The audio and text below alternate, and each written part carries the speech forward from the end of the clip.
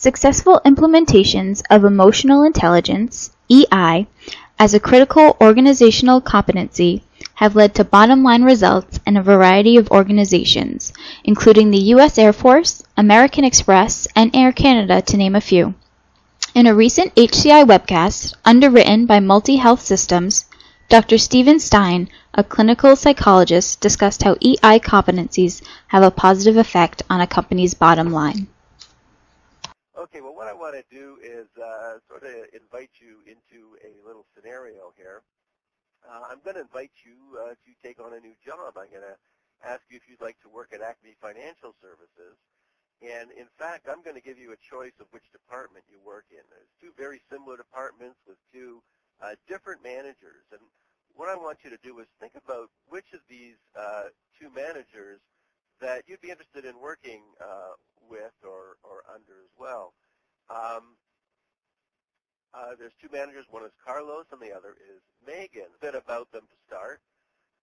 If you work with Carlos or under Carlos, you'll know that his group is the highest paid group, so you have an opportunity to make more money in that group. They work pretty long hours, and they tend to have the highest turnover rate. However, if you, Megan, well, you're not going to make quite as much money, probably on average getting about 10% less than in Carlos's group. You're going to have somewhat better work-life balance in this group, and there seems to be a lower turnover rate in Megan's department. To tell you a little bit more about these two managers, because let's say we just started asking employees about the scuttlebutt. I mean, what do they think of their manager? And we started asking people who work for Carlos, well, what do you think about Carlos? What's it like working at that department? And what you tend to pick up are things like this, that Carlos comes to work in a bit moody most mornings. He tends to keep things close to his chest, so you're never really sure where he's coming from.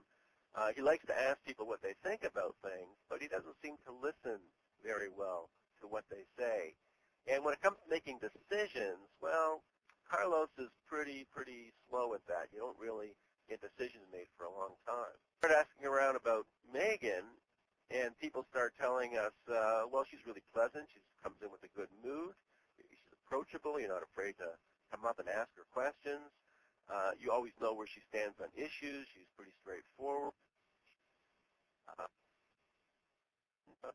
And to listen to them and take them into account. And she makes decisions pretty quickly. So that's kind of the inside story on these two men. Okay, well, the question is, what's emotional intelligence going to do with it? Obviously, I think emotional intelligence has a lot to do with it. And if you're not aware of what emotional intelligence is or haven't heard much about it, I think this little snippet gives you an idea of a situation of where these factors play out in real life. If you really need to make the case for someone, you can actually see where these things matter. What I want to do is, again, to sort of get us on the same page, give you a bit of a definition of emotional intelligence.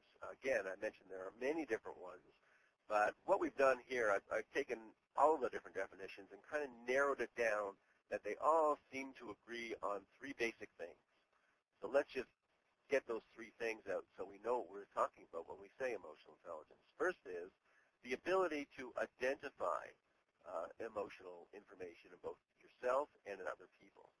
So if you're strong in this ability, that means when you come in feeling a certain way, you basically know how you feel. It's not, I just feel yucky and I don't know what that means, but I'm feeling sad and I have a good understanding of why I'm feeling sad right now. Someone said something to me that affected me that way.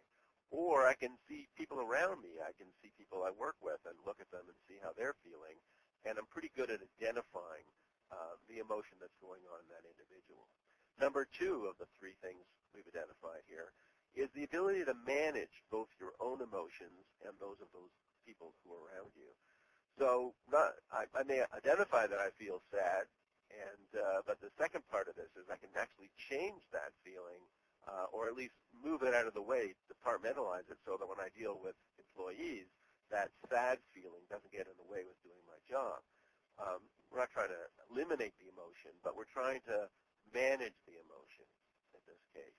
And as well, you want to manage the emotions of others. So when you see someone, you come across someone at work who's looking pretty sad or dejected, maybe you're good at changing that, turning that around by interacting with that person and helping them kind of move through that dejection or bad feeling.